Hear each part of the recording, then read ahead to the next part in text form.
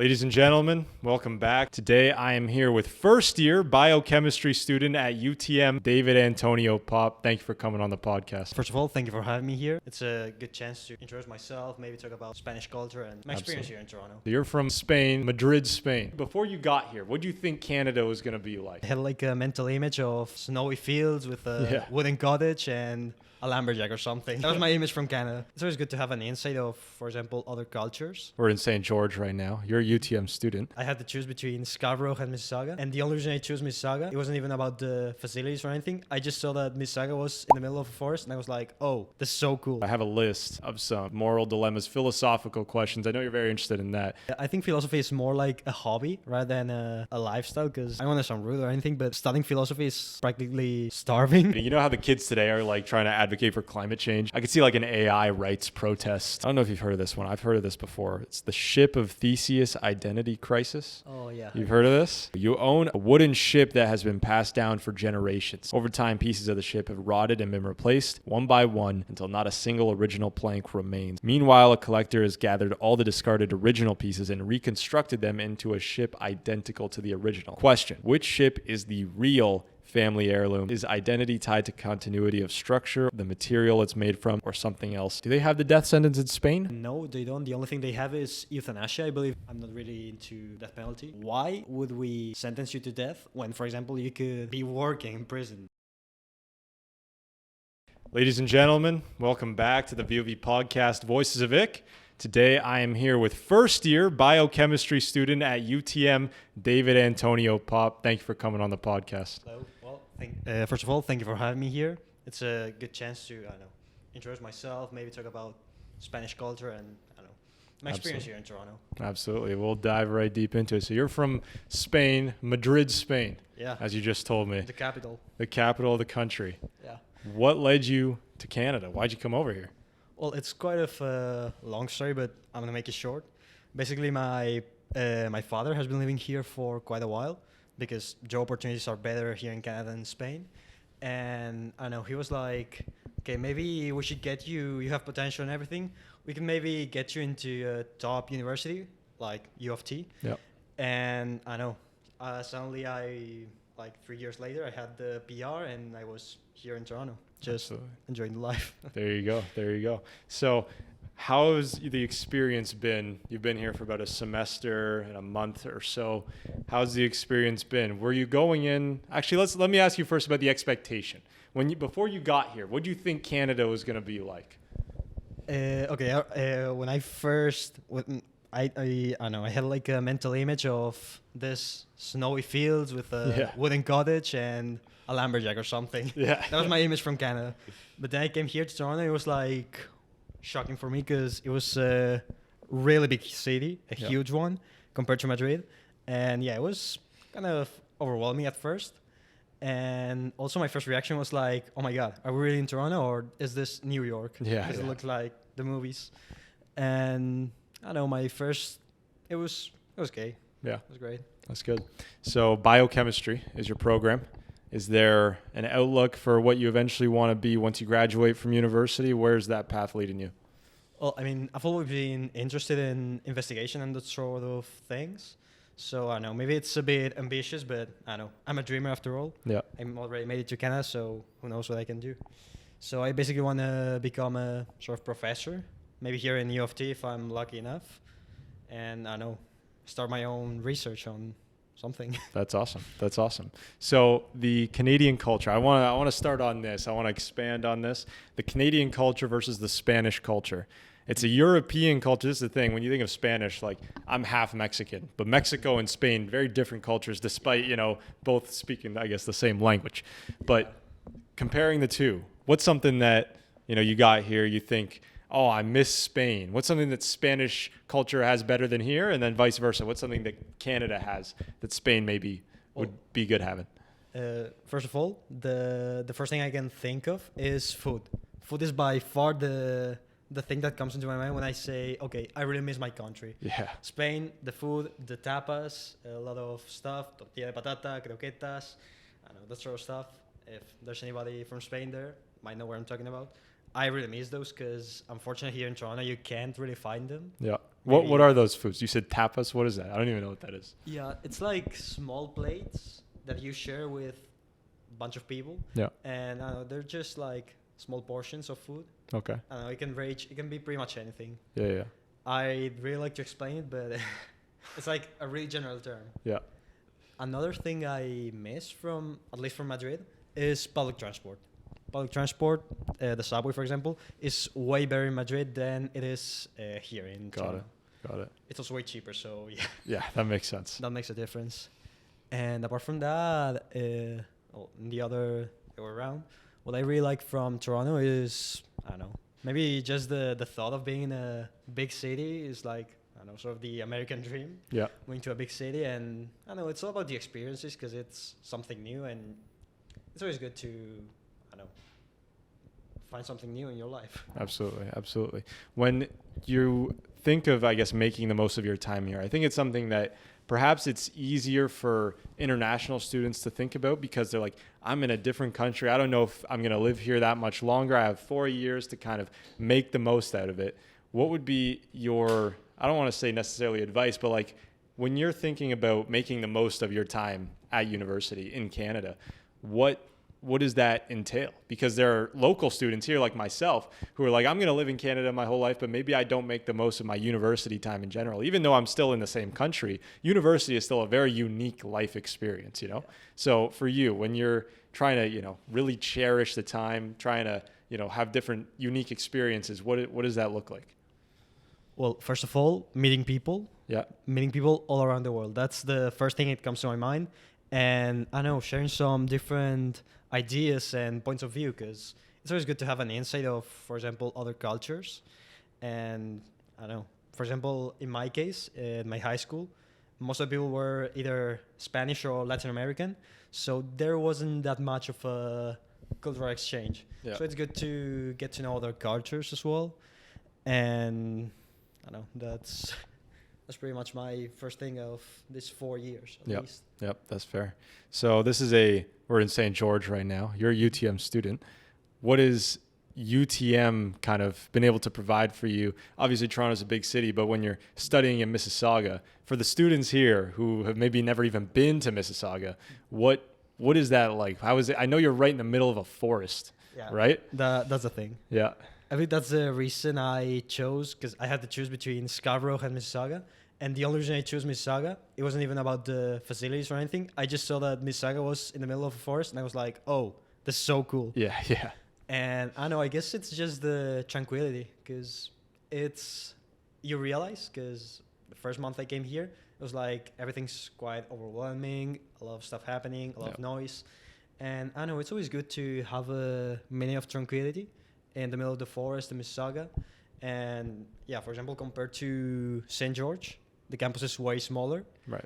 And it's also much more quiet. Yeah. So I believe that's the main difference. Yeah. And is it easier, I guess, to kind of make connections? Not, I should say make connections, but like you kind of know more people in your community versus St. George. It's like there's 60,000 students here. You're not going to be able to meet everybody. So at Mississauga, is it like kind of everyone knows everybody? I don't want to compare it to like a high school vibe, but is it more kind of close knit like that? I mean, it depends, because at least for me, when I really make connections is in these small classes, for example, labs or tutorials or many other small courses. Yeah.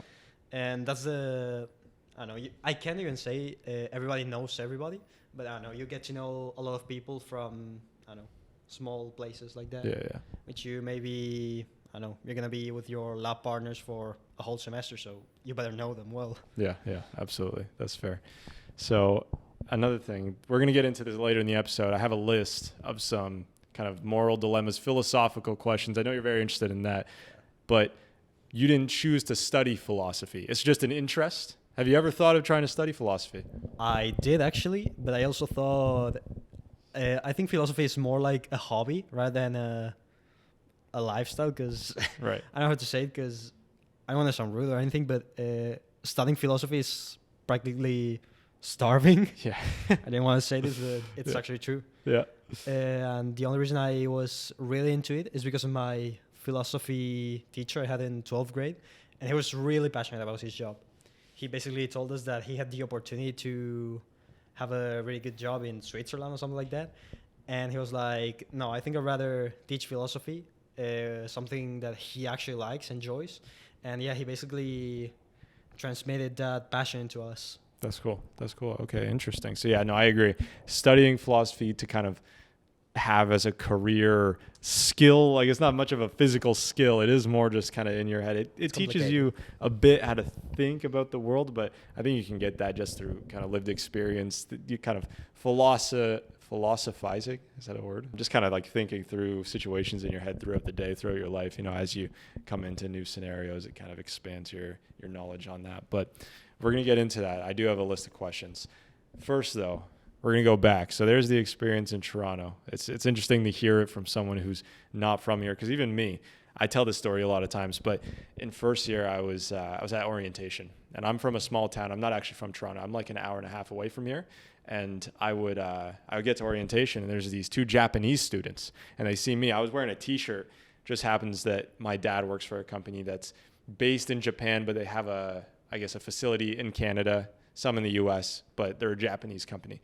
And I was wearing this T-shirt that had the Japanese flag and the Canadian flag on the side. So they thought like, oh, are you Japanese somehow? I was like, I'm not at all Japanese. I don't really look Japanese, but my dad works for this company.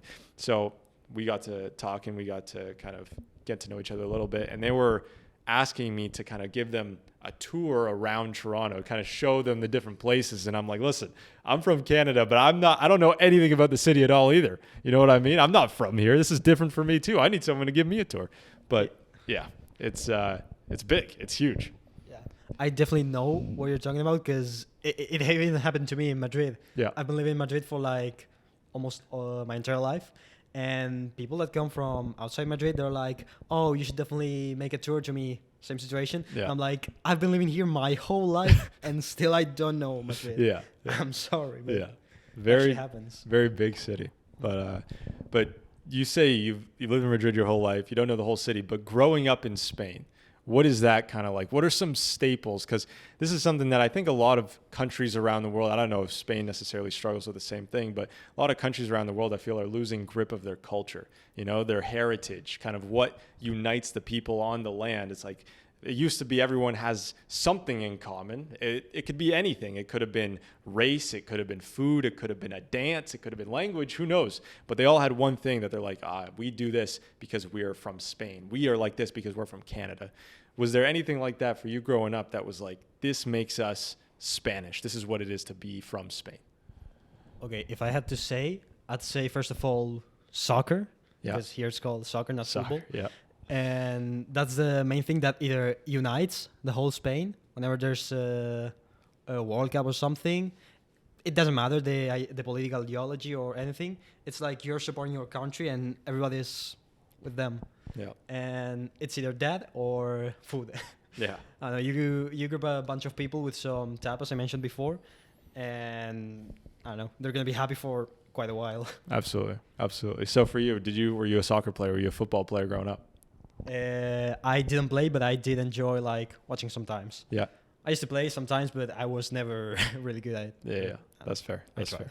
Socially, is Spain more of a social culture than we have here in Canada? Are they a little bit more communal? Just because it's a smaller country, you know? Yeah, it definitely is, because that's a really huge difference I got here in the first weeks. Yeah. People in Spain are really open. You can maybe you see the guy at the bakery twice, and he's like already your best friend for whole life. Yeah. I know there's like a close-knit community, I believe it's how you say it.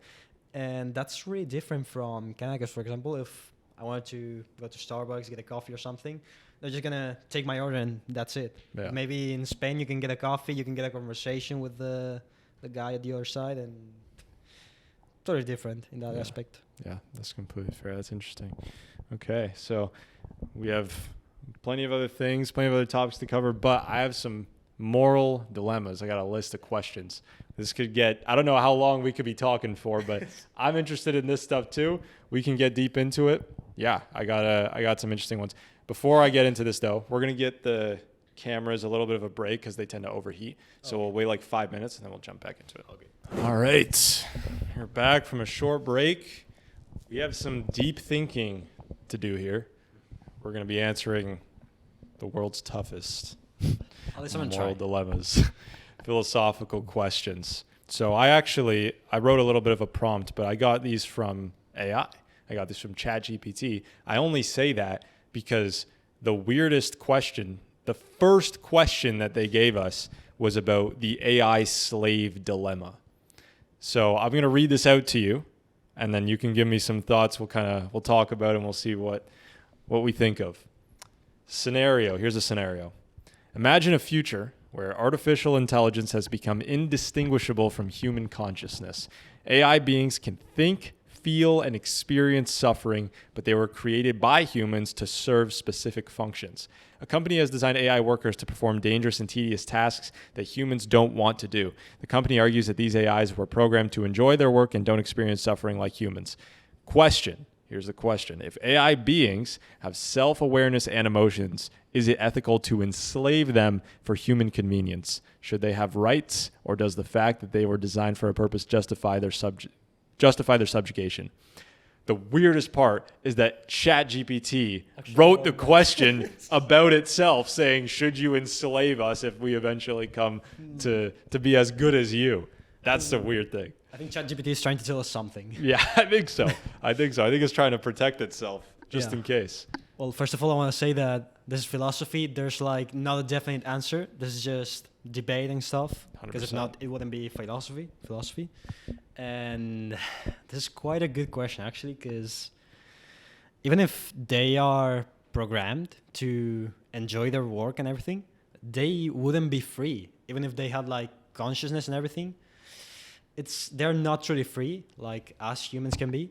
And you can't really say that's enslavement. At least that's what I feel, because I don't know. Yeah. It's quite weird. I think now I would probably say, like, no, don't give AI real human rights. But I don't know if in the future, when literally they are, because right now the tech is very, very, I would say it's bad in terms of being close to truly human consciousness, being able to not tell the difference between David Antonio here and David Antonio AI version over here, right? So we're nowhere near that. But I think in the future, if we do get close to that, I could see my kids maybe like advocating. You know how the kids today are like trying to advocate for climate change? I could see like an AI rights protest. I could see that, but I don't think that's going to have to be my problem. I think we can move on to the next question. Yeah. I don't know if you've heard of this one. I've heard of this before. It's the Ship of Theseus identity crisis. Oh yeah. You've heard of this? Yeah. So I'll explain it for the people who haven't. Here's a scenario. You own a family, is that heirloom? Yeah, you own a family heirloom, a wooden ship that has been passed down for generations. Over time, pieces of the ship have rotted and been replaced one by one until not a single original plank remains. Meanwhile, a collector has gathered all the discarded original pieces and reconstructed them into a ship identical to the original. Question: which ship is the real family heirloom? Is identity tied to continuity of structure, the material it's made from, or something else? How does this apply to human identity? If all of your cells are replaced over time, are you still the same person? What do you think about this, David? Okay, first of all, I'm going to quote like some philosophers. First of all, it was Aristotle, I believe it was, the one who said that we're in constant change. Life is like a river. We're not always the same. Even if we don't feel it, like with every second it passes, we change into something else. And about the ship of Theseus, I actually feel like it is not the same because the materials are different and everything. But I feel like it's not only about the ship, the physical ship, but the idea of the ship. So as long as you still feel like you're still conscious that that's not the ship, of course, but you still have in mind that that's the ship of Theseus, it's still there in sort of way. With human identity, I believe it's the same. Even if our cells are constantly, I believe it was like every 10 years, you're like fully renewed. Your cells are not the same as 10 years before. Yeah. But your mind is still the same in sort of way. So that idea of you have from yourself, it's still there, even if your physical body is not. Absolutely. So that's my my approach to that question. I think that's fair. I think that's completely fair. Yeah. Like you have, not only do you have the same mind, but even if your mind, because I think your mind can somewhat change, perhaps you experience a wildly, I guess, I don't want to say traumatic, but let's say a wildly influential life event, and your way of thinking completely changes. Like I'm sure there's a few things like that for people. You can imagine if you live your life one way and then the next day your parents and two siblings get into a car accident, your mind might completely change. You might see the world completely differently after that. But I think it's also, it's about the history. It's about, what you were in the past, even if, let's say, your cells change, your body changes, your mind changes. I still think at the end of the day, it's the soul. The identity for me is the soul. This is where you get a little bit religious. I don't know. Do you believe in God? Is that too deep of a question? I mean, can't say I believe, Yeah. but I don't know. Because my family, my grandparents are religious, but my parents are not, and I'm like in the middle of it. Yeah. Because maybe I sometimes do want to believe, because affirming that there's something more powerful that we don't understand is like the easiest answer to something. Yeah. But then once again, how are you going to believe that? It's Right. like religion is all about having faith. Yeah. So you either believe or not. It's not, I don't know. Yeah. It's not very scientific. Yeah, that's the thing. You have to, it is faith. Faith is a completely different route to get there. To try to logically argue for God is a little bit of a challenging thing to do. Well, but there was even in philosophy, there were like many philosophers who actually debated the existence of God. Yeah.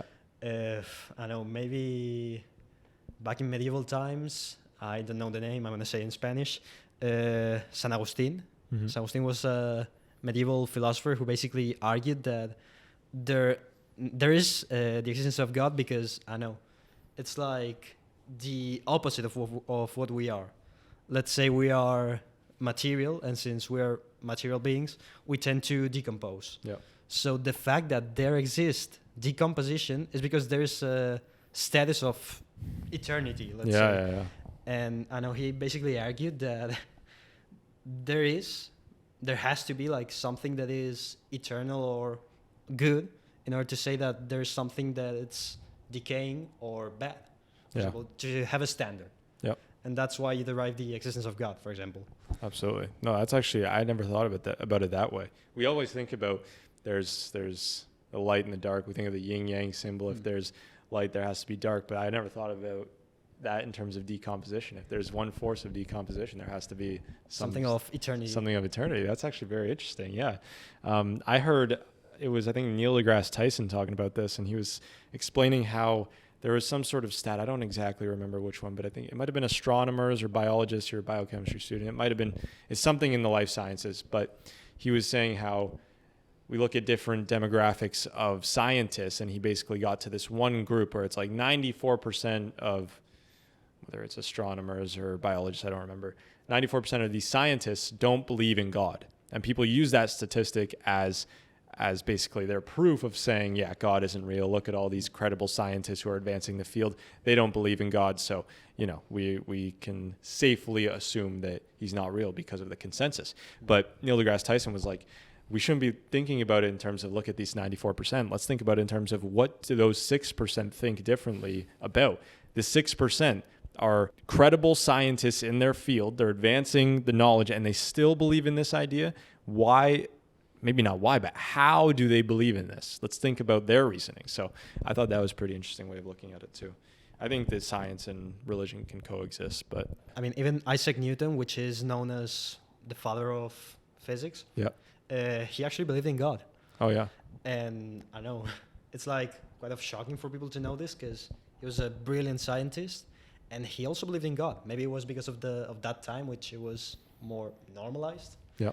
And I know he did believe in God. That's awesome. That's awesome. This is why I hear from Jordan Peterson. He always talks about the differences between scientific truths and religious truths. And they're very different. Scientific truths talk about how things are or what things are. We look at, the atom. We try to decompose the cell. We think about what things actually are physically in the world. Religious truths aren't necessarily talking about that. They're talking about how you should live. They're lessons for, I guess, the optimal way of being, not necessarily, I guess, physical manifestations of what the truth is, but it's more how you should behave yourself, how you should act in the world. So I think that's interesting. Number 3, the forgotten crime paradox. Don't know if I remember this one. Let's read this one out. Scenario. A young man commits a brutal murder, but before being caught, suffers a traumatic brain injury that completely erases his memory and alters his personality. He now has no recollection of his past actions and exhibits entirely different behaviors, showing kindness and remorse for things he doesn't remember doing. Question. Should he still be punished for the crime he no longer remembers committing? Is justice about punishing a person for their past actions, or is it about who they are in the present? If identity is tied to memory, is he still the same person? Yeah. Okay, I think I'm gonna take a while for this one because it's a complicated topic. Because first We of have all, plenty of time. We have plenty of time. well, all the time in the world, technically. But it's weird because even if you did actually commit a crime and you're not conscious about it, your person, at least the image society has on you, is a criminal. Even if you don't feel like that, it's not about yourself, that the fact that you actually committed a crime, but all about society. Yep. What they see in you. You, I don't know, imagine you say like, I made a crime. I don't actually lose my memories, but I say, oh no, I regret doing this. I don't remember doing this. But to the eyes of society, I'm still the guy who committed a crime. Right.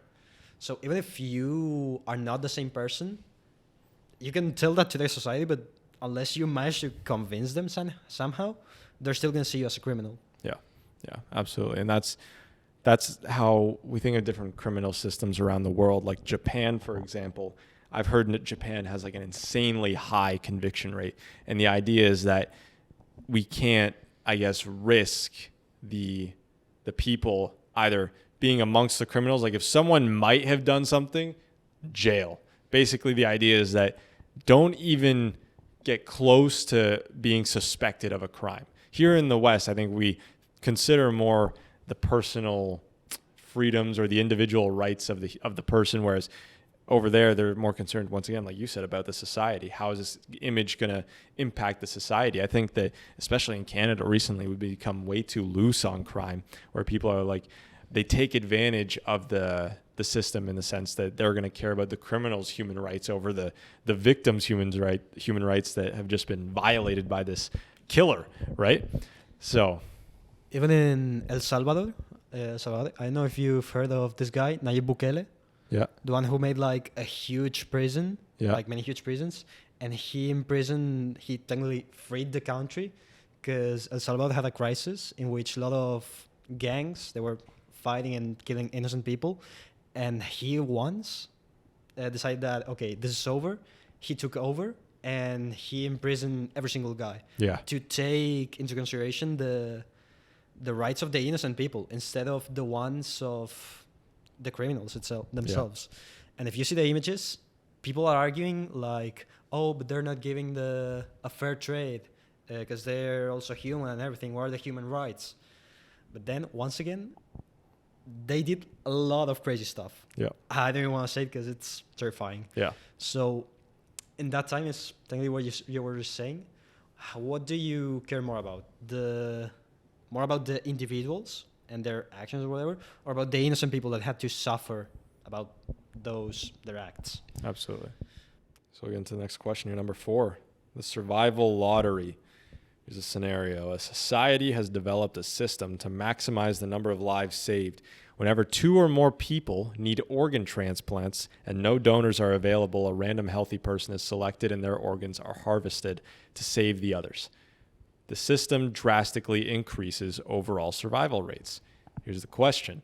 Is this system justifiable if it saves more lives in the long run? Should we prioritize collective well-being over individual rights, or does this violate the fundamental principle of personal autonomy? Where should the line be drawn in sacrificing one for many? So this is we literally were just talking about this in terms of the criminal system, but now this is talking about life and death. Yeah. Ooh.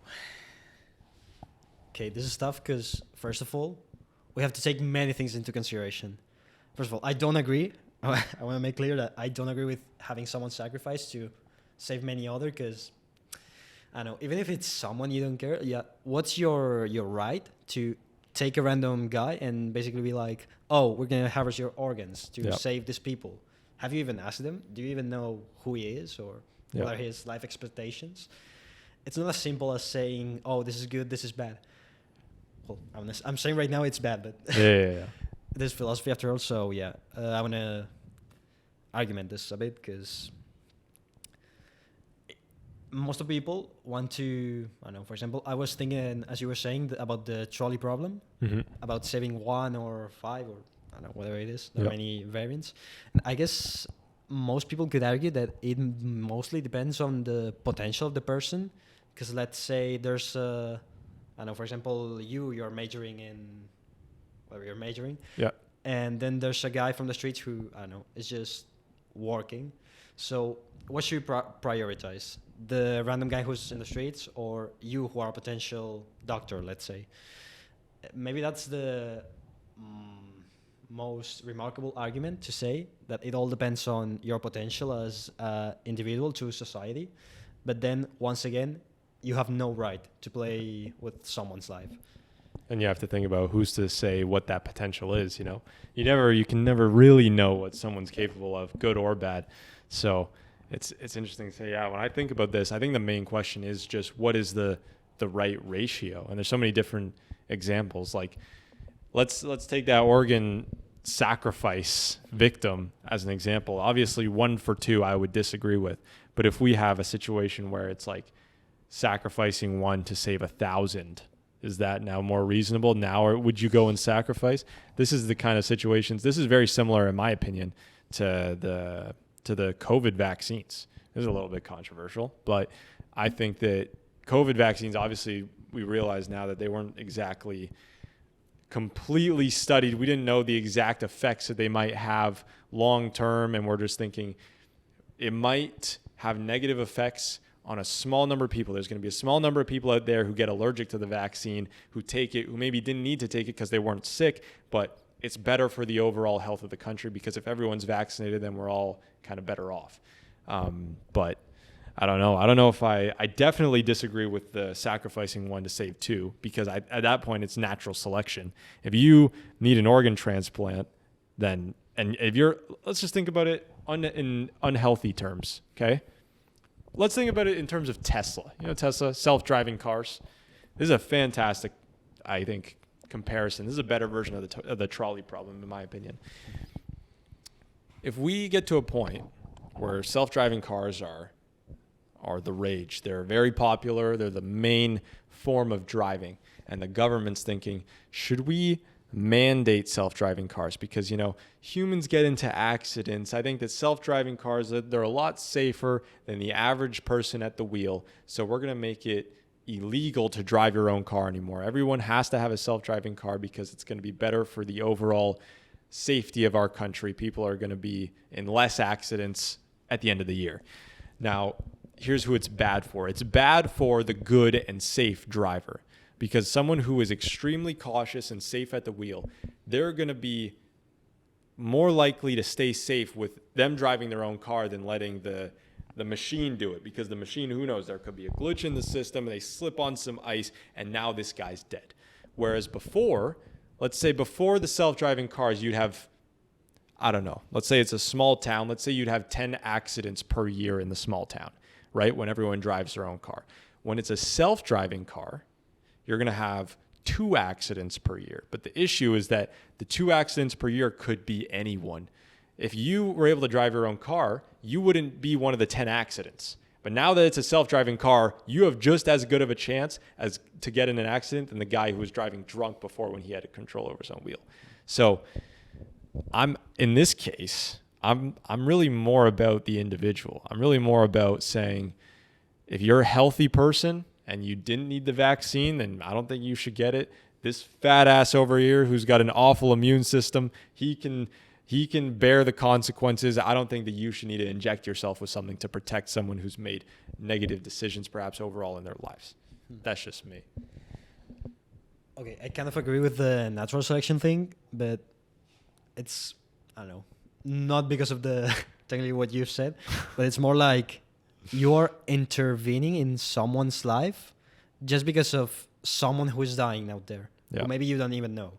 Let's say I'm the guy who is getting sacrificed or whatever for a guy that is dying, and it's not even my fault. What is someone's right to kill me in order for someone who I don't even know to keep on living? But by something, it's his fault, his fault or whatever. I just believe it's just let it happen. Yeah. Yeah. Sort of way. Absolutely. That's fair. All right. Number 5. By the way, just as a disclaimer, I'm wearing these heart necklaces this whole time. We're doing a Valentine's Day special episode. So if you're watching this now, the applications will still be open. You can apply. You can go on a date with someone across from this table. You can't see it on camera right now, but David Antonio sees it. How amazing does this set look, David? Definitely. Beautiful. I love it. Awesome. So yeah, anyways, go apply. Check that out. Next question, the experience machine. And I don't know if you've heard of this one. Scenario, a highly advanced machine can simulate any experience with perfect realism. If you enter, you can live a life of pure happiness, success, and fulfillment, tailored exactly to your desires. You won't remember that it's artificial. You won't remember that it's artificial. However, once inside, you can never leave. The question is, if the machine guarantees a perfect life, should you enter? Is it better to live a real but flawed life or an artificial but perfect one? Does authenticity matter if you can't tell the difference? This is basically the Matrix plot. Yeah. And all I'm going to say is I definitely go for the easy life. Yeah. Because, I don't know, it's easy, so why wouldn't you choose it? Because even if you don't remember, you're not even conscious. You're just going to feel like this is my real life, sort of a way. So, I don't know, just enjoy it. Yeah. Then if you don't, I know you're going to live whatever life you choose, but I don't know. Sometimes I believe it's more about being happy, about being motivated, because in real life, a lot of stuff happen, and I don't know, maybe you get depressed or whatever, and you just don't feel like you felt, I don't know, maybe 2 years ago. So why would you risk that in sort of a way? That's what I'm thinking right now. When you could possibly get a perfect life. Yeah, maybe you won't get the same experiences you'll get, but it's like the safe thing to do. Yeah. Choose. Now, I'll ask you. A lot of people think that we're living in a simulation right now. When you look at your life, how much of it do you believe that maybe you did step into that machine? Maybe there's a different reality, different version of reality, and you're right now living in the simulation. Is there anything about your life that you think right now is telling you that this isn't real? This is a perfect simulation that you've chosen to be a part of? I enjoy my life, so Yeah. I definitely, maybe I did step on the machine, so yeah. That's anyone watching this, maybe you are yeah. of life. But Yeah, absolutely. That's the thing. Is like a perfect life. When you think of stepping into the perfect life, it would include some struggle, right? That's kind of part of it. We're talking about the yin and yang, the black and white. Even if there isn't, even if it's not all pure happiness, there's going to be some down times, but the down times are what make the good times that much better. So that's what happens with philosophy. Once again, I'm citing Aristotle because he's one of my favorite philosophers. And he basically said that it's necessary for your life to have ups and downs so you can actually enjoy those ups, those moments in which you are like the happiest, let's say. Because if you are always happy, then the standard of happiness disappears totally. Yeah. Turning to that standard thing. 100%. Number 6. Yes. Mm-hmm. The reverse Robin Hood dilemma. Scenario. You are a government official overseeing an emergency economic policy. A new system is proposed. To drastically improve the overall economy, wealth must be redistributed in the opposite direction. Taking from the poor and middle class to give even more to the rich, the argument is that the wealthy will invest and innovate, creating jobs and economic growth that will benefit everyone in the long run. Question, is it ever morally justifiable to harm the poor for the potential long-term benefit of society? Does economic trickle-down theory hold any ethical weight, or is immediate harm an unacceptable cost? Interesting Indeed. Well, first of all, as anything that is in the long run, and returning to what we said before, you're technically sacrificing someone's life or well-being in this case by taking away their money to, in the long run, someone, maybe 5 generations later, to have a better life. Okay, what's your right as someone to take away his money and take away his well-being in order to some rich guy to invest and in, I don't know, 100 years to have a better system overall. I do believe this is sort of like the thing they were trying to say in medieval times with religion. You're gonna live a tortuous life, but you're gonna die and you're gonna go to heaven if you don't complain much with your life. So I guess it's pretty much the same thing, but not in the same way, because they don't really promise you anything. They just promise something to the people who are coming on the long run. So no, I wouldn't agree with that. Mainly because of that, because you're ruining someone's life in order to get someone's life to improve. Yeah, 100%. It's interesting.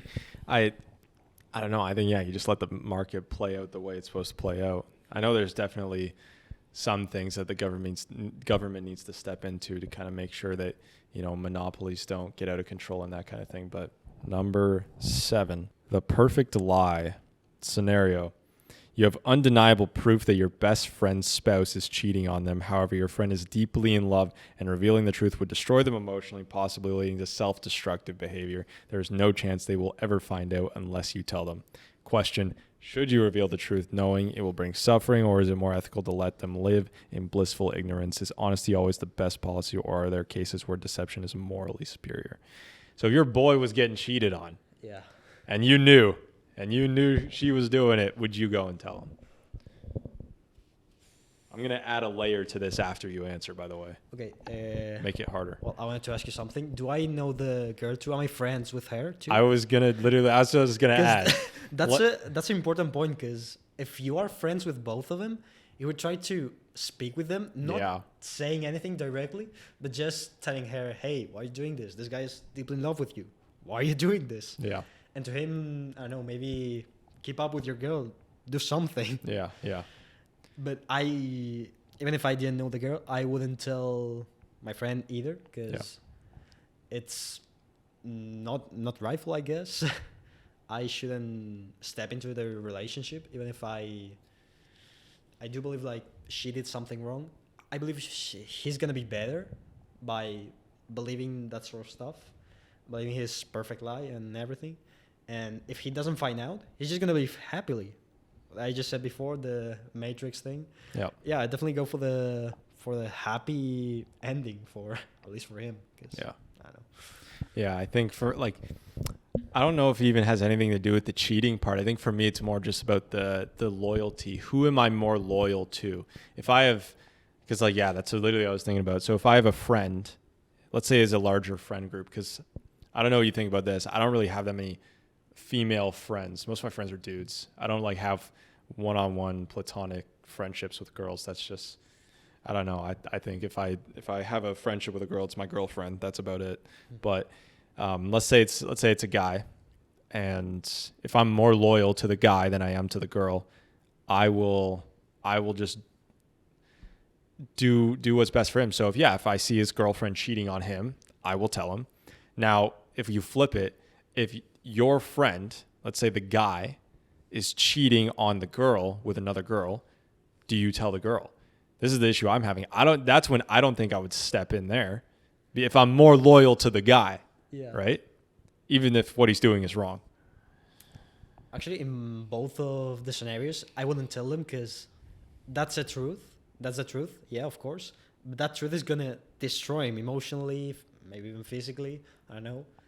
So why just ruin something that is looking good for something that, I don't know, he's not going to know? So I think I'm just going to have him be happy in that aspect, because I don't know. So you're okay with the ignorance aspect. You're okay with the illusion, because this is the same David Antonio who said he would step into the machine, because he's like, if I don't know the difference, if he doesn't know the difference, my life is happy. I'm in the machine right now. I'm in the Matrix. Yeah. And I wouldn't tell my friend either. That's fair, because it says the only way he can find out is through you telling him. So that's very interesting.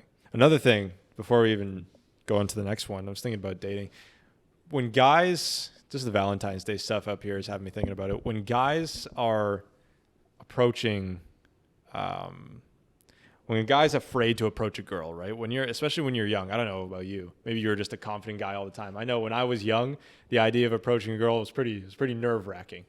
But I think the best thing that you can kind of shift your mindset about it is that you're not actually afraid of the girl. It's not the girl that scares you because like what's going to happen? It's not like unless like she's like Ronda Rousey and she can beat the shit out of you, then maybe. But like most of the time, it's not like the girl is physically stronger than you or that she can outpower you in that kind of sense. Because that's kind of when men get scared. If you walk into a room and there's another guy who's like 4 inches taller than you and jacked, it's like immediate. You're like, shit, this guy could beat me up. If you wanted to, this guy could beat me up. It's like just right through your head. You think about that.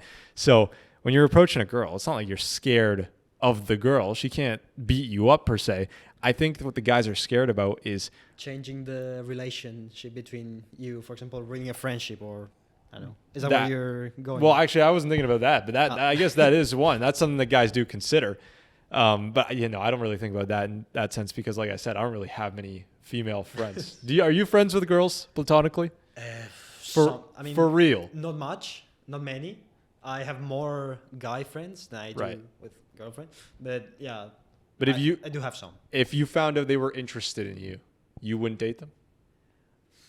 It's complicated because right now, I told you before, right. I'm not really looking for anything. So it would be like forceful in some way for me to be with someone. Yeah. If I don't want to be there, so I don't know. It would be weird. And what I was just saying about changing maybe ruining the friendship, it's gonna be different, of course, because you're not gonna see, for example, that girl that says she likes me. It's not gonna be the same because, well, it's gonna change your opinion on her. Yeah. You're gonna be like, oh, maybe she wasn't looking at me as a friend, but as something else potentially. Yeah. So, 100%. No, that's fair. So yeah, the where I was going with it, the dilemma I was thinking of. This is another, I guess, situation you could talk about. Is you're walking down the street, you see the pretty girl you want to ask out, but you get nervous. You're not actually nervous of the girl. It's not like she can beat you up because you're taller and bigger than she is. You're nervous of all the other men who you know could possibly ask her out, or all the other men who she might be interested in. That's what's scary, is you're not actually needing to compete with her. It's like, whatever. You're competing with her, comparing you to the varsity basketball player, for example. Yeah. So I think when you think about it that way, then you realize, okay, it's more just about me feeling more confident against other guys that she might like. I think that's a better way to think about it. Anyways, we're not talking about dating on this episode. I know I got the heart necklaces on, but let's go to the next question. The genetic enhancement dilemma. You heard about this? Yeah. Scenario: scientists have developed safe and affordable genetic modifications that can enhance intelligence, physical ability, and emotional stability. Parents can now choose to give their children these advantages before birth. However, those who refuse or cannot afford the enhancements will be at a permanent disadvantage in society. Question: should genetic enhancement be a right for all, a privilege for the wealthy, or banned altogether? If parents refuse to enhance their child, are they neglecting their future well-being? Would this create a new form of discrimination? That's wild. Yeah, I feel like they've been doing this already. Is this not like a real thing in China that they've tried to do? Maybe. I'm clueless right now. Yeah. This is actually fun because this is one of the things I wrote about in 11th grade in one of my essays. It was just about transhumanism and all this stuff. And I believe my opinion on this has maybe changed a bit, but essentially it's the same. If you create something that makes you better than organic humans, let's gonna call them this way, you're creating an imbalance between those who are enhanced and those who are not. What's gonna cause that? A lot of problems. When, for example, finding a job, or I don't know, maybe socially, that's the most important aspect, because you're gonna have like two classes. Like, I don't know, even if it's affordable, there's not gonna be a lot of people who, I don't know, wanna get those implants or whatever. Yeah. So that's gonna cause an imbalance, and I honestly don't believe that's the good thing to do. Maybe just live as humans as we are right now, and that's it. Yeah. However, there's a point I want to make, and it's also about the needs of the person. Because I also read about this one guy who has an antenna on his head, and he has it because he's colorblind, and with that antenna he can actually see colors. Okay. So it's not the same if you get a bionic arm to be stronger Yeah. just because you want to. That I don't know, maybe someone who doesn't have a leg and gets a titanium one or whatever. Right. It's also about the needs and why would you do that? Yep. It should be, I don't know, maybe, could be a ride if you need it. Yeah. I don't know how to explain. I guess to help the the disabled, pretty Yeah. much. What do you think about Neuralink? Okay, I haven't read that much about it, but Yeah. it's complicated because you're basically changing something that makes humans human, Right. which is the human mind. The mind. Yeah. Because if you start enhancing the brain and everything, what's gonna tell you apart from a computer? Yeah. It's gonna say you become less and less human. You just start thinking like computers, zeros and ones, and that's it. Yeah. I believe that's gonna either. There's like this current of beliefs that say something like, with transhumanism we're making the evolution process faster, and maybe that's gonna evolve into some new species or something, and that's definitely not human. So I don't know. I hear you. Not natural. Yeah. This is the last question.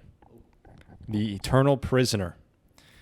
Scenario: a criminal has been sentenced to life in prison without parole for a horrific crime. However, technology now allows for complete memory erasure and personality reprogramming. This is similar to the other question. You know what? I'm going to reframe this. Let's completely toss this question in the garbage. Let's talk about capital punishment. What do you think about that? Do you think that the death sentence should be allowed? Do you think it's right? Do they have the death sentence in Spain? I don't think they do. Do they? No, they don't. The only thing they have is euthanasia. I believe they enforced that like 2 years ago, but they don't have.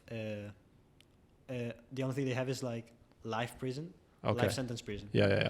That's the only thing, but they don't have death penalty. Okay. Well, first of all, that's gonna be like a really hard crime what you've done. But in general, I'm not really into death penalty because I don't want to say this, but that guy who made the crime or that girl, whatever, I wouldn't want to say just guys do bad things. I know. I don't know. Maybe you've done a horrible crime, so you've ruined the lives of many people. So why would we sentence you to death when, for example, you could maybe just be working in prison, doing something for those innocent people? And yes, it is true that it's not the main goal of prisons because they try to reintegrate you into society. Right. But for example, someone who's a serial killer, how are you gonna reintegrate someone like that in society? Yeah, I don't even know if that's worth trying to do. You know, that's very risky. So then, why would you kill him if you could like make him pay for what he did to innocent's life by working in prison, doing something? That's actually a good point. Normally I don't hear people put it that way of like getting instead of a death penalty, just getting them to work to kind of like pay back at least a tiny 1% fraction of the pain he's caused. And I'm sure some people are going to freak out saying how that's immoral to not make prisoners work. But like if you go and kill 15 kids in a school, yeah, we're going to make you work for the rest of your life. That's fair. That's completely fair. That's the least you can do. That's you can the never least. repay for what you've done because you cannot give the lives back. Exactly. But that's the bare minimum you can do. Exactly. And paying with your own life, it's pointless in my point of view because you're technically maybe doing him a favor by, I don't know, putting his life to an end. Interesting. Yeah, that's very interesting. Maybe quite controversial opinion, but I don't know. No, I've always believed that. Like I've always been more in favor. Here's the thing. I always say death penalty would work in a perfect world, meaning if we knew exactly if someone committed a crime or not. I think it gets a little bit risky when like if we lose somebody because we thought that they committed a crime, but maybe they got framed or maybe it wasn't actually them. Maybe we had evidence that was AI generated, right? Like you never know these days what could happen. It's your clone. Yeah. So it's like, it's a little bit risky in that sense. So I don't know if it wouldn't be very good to have someone get killed for something they didn't even do. But no, like when you have evidence, Yeah. what is it? No, I'm trying to find the one. Without reasonable doubt. And Something like that. when you have undeniable evidence. undeniable. When you have undeniable evidence that someone committed a crime like that Florida school shooter, then it's like, I don't see any reason why this person should be alive, because my theory is that my mom says that, like, same thing that you said, by killing them, it's an easy out. I think it's better for them to suffer the rest of their life in a cell.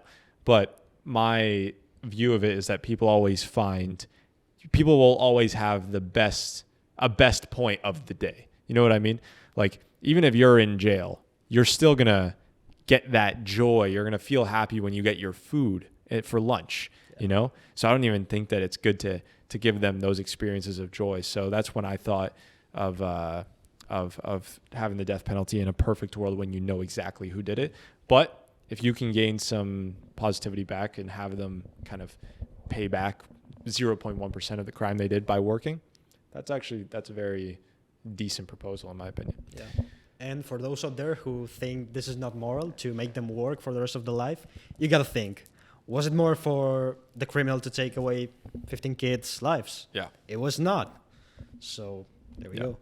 You need people in I won't say in life, but like, you need people in your government or in your leadership, in the leadership of your country, to make hard decisions. Nobody wants to sentence someone to the death penalty. That's a very awful thing, because who are you to say someone should die in some cases? But everyone, that everyone, or a lot of people, would agree in the US, especially if your kid was one of those victims, or even if your kid was at the school and wasn't a victim, or even if you lived in the same city that the school got shot up in, the closer you are, people know that, I think, this person might not deserve to have those happy moments day to day. So it's just, nobody wants to be the person to do it. Nobody actually wants to be the person to say, yes, we've sentenced you to death.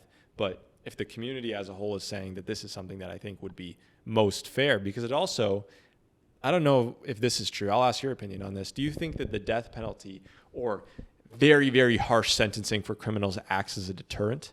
Or is that just something people say? I feel like it does. What do you mean? Like, do you think that when a future potential school shooter sees, oh, damn, they just killed this guy, I'm not going to shoot up a school because I don't actually want to get the death penalty myself? I think most of these people actually don't really value life. A lot of them are very depressed, so that might not be much of a deterrent, because they might want to die anyways. But in general, do you think that harsh sentencing is a good deterrent for crime? Well, as you said, if you are really thinking of such crimes, there's definitely something wrong with you. Yeah. So you cannot evaluate them, but because his brain is not working normally. There's an anomaly in there. But for those people who, let's say, are stable and have those thoughts for some reason, I believe it might be sort of a way for them to say, okay, if that's going to happen to me, maybe it's not the best idea to do this. But that's only with people that hypothetically are mentally stable and everything. Yeah, it's very interesting. That is the philosophy segment. It's been a pretty interesting conversation. It's been a pretty fun episode. Do you have any final thoughts, anything that you want to share with the audience? Well, I actually wanted to share with whoever is watching this. First of all, I'm not a philosophy major. If there's any philosopher major watching this, please correct me if I mention any author or something wrong. And then I also wanted to talk about how, because the reason I like philosophy is because it's a way to think of less overwhelming things. Because whenever I came here in the first place, it's like so many things happening, and sometimes it's good to take a minute of your time, take a break, and say, okay, I'm going to think of something pointless. It helps you to relax yourself, to forget about the stressful of studies, work, life in general. And yeah, that's maybe the main reason why I also keep on thinking about philosophy and that stuff. So yeah, that's my final message for you and for you as well. Awesome. Thank you very much. Ladies and gentlemen, that's David Antonio. You can follow us on Instagram at Voices of Vic. Like the episode. If you're interested in philosophy, maybe leave some comments. You can obviously even maybe reach out to David Antonio here to talk about some of those questions if you have any answers. And we will see you next Sunday. Peace out.